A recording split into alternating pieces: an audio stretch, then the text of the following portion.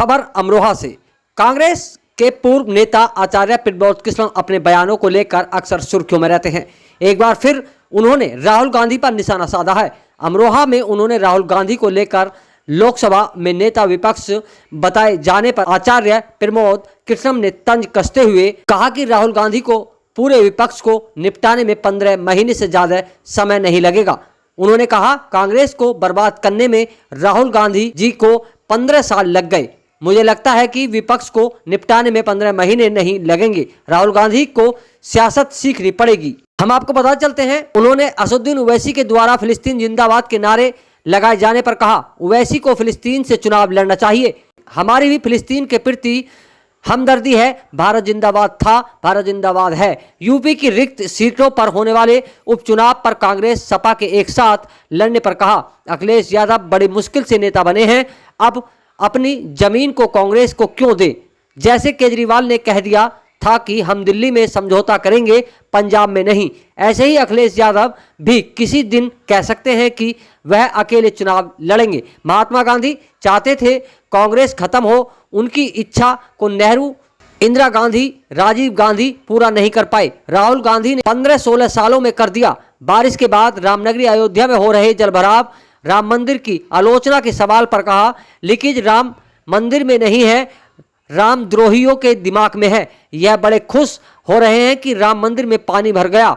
इन्हें राम मंदिर की फिक्र करने की कोई जरूरत नहीं है, क्योंकि राम जन्मभूमि ट्रस्ट है। ये जितना रामद्रोही हैं, इन्हें बड़ा मद आता है। यह सब खबरें देखकर जब अयोध्या में चुनाव हार गए तो कहने लगे, अयोध्या हार गए, अयोध्या में हारी है ना कभी हारेगी। किसी भी पार्टी के कैंडिडेट का चुनाव हारना अयोध्या का हारना नहीं कहा जा सकता। ऐसे ही मंदिर में अगर लीकेज है तो सही हो जाएगी, हाय तौबा करने की क्या जरूरत है।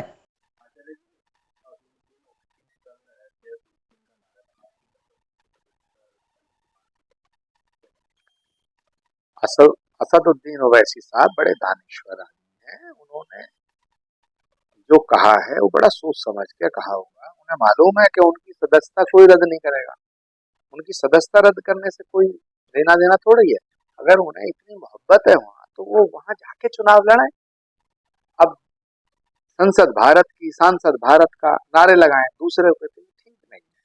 हम भी फलस्तीन के साथ हैं, हम भी फलस्तीन को पसंद करते हैं, हमें भी मोहब्बत है। वहां जितना जुल्म जाती हुई उसके हमने भी खिलाफ बात की है।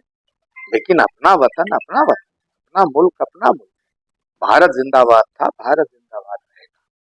जय जय जयकार तो भारत की होनी चाहिए, जय जयकार भारत माता की होनी चाहिए।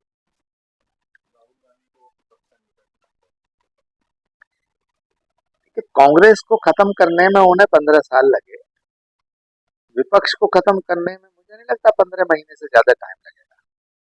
राहुल गांधी जी को अभी सियासत सीखनी पड़ेगी। क्यों सीखनी पड़ेगी, ये मैं क्यों कह रहा हूँ। लोकसभा जीत करके संसद आ जाना देश को समझने देश को समझने जैसा नहीं।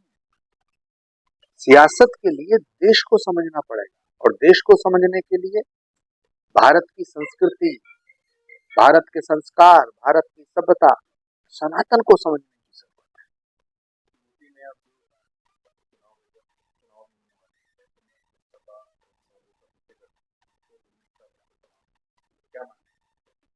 मुझे लगता है अखिलेश यादव उत्तर प्रदेश के चुनावों में कांग्रेस से समझौता नहीं करेंगे। अखिलेश यादव बड़ी मुश्किल से नेता बने, वो अपनी जमीन को कांग्रेस को क्यों देंगे। तो जैसे अरविंद केजरीवाल जी ने कह दिया था कि भाई हम सिर्फ दिल्ली में समझौता करेंगे, पंजाब में नहीं करेंगे। ममता जी ने कह दिया कि हम बंगाल में नहीं करेंगे। ऐसे ही अखिलेश यादव जी किसी दिन भी कह देंगे कि समझौता हमारा लोकसभा तक था, उत्तर प्रदेश में हम 400 की 400 सीट लड़ाएंगे।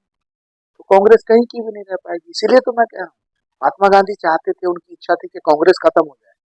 महात्मा गांधी की इच्छा को नेहरू जी पूरा नहीं कर पाए, इंदिरा जी भी पूरा नहीं कर पाई, राजीव गांधी भी पूरा नहीं कर सके।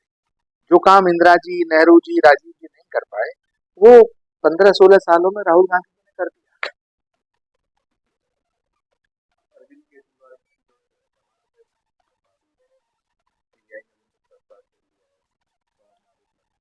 मैं अरविंद केजरीवाल जी के स्वस्थ रहने की कामना करता हूँ। बाकी देश की अदालत पर हमें यकीन है वो इंसाफ करेगी। अयोध्या को लेकर काफी सोशल मीडिया पर ट्रोल किया जा रहा है कि सरकार से बर्दाश्त हुई है तो राम मंदिर भी बना वहाँ पर पानी भर गया है करके भी काफी आलोचना किया है। देखिए, लीकेज राम मंदिर में नहीं है, ये रामद्रोहियों के दिमाग में है। ये बड़े खुश हो रहे हैं कि राम मंदिर में पानी भर गया। इनसे कहो राम मंदिर की फिक्र ना करें, राम मंदिर की फिक्र, उसकी इमारत की फिक्र राम मंदिर जन्मभूमि ट्रस्ट है वो करेगा। ये जितने रामद्रोही हैं इन्हें बड़ा मजा आता है जब कभी ऐसी खबरें मिलती हैं। जैसे अयोध्या में जब चुनाव हार गए तो कहने लगे अयोध्या हार गई। अयोध्या न हारी है न हार सकती है, न कभी हारेगी।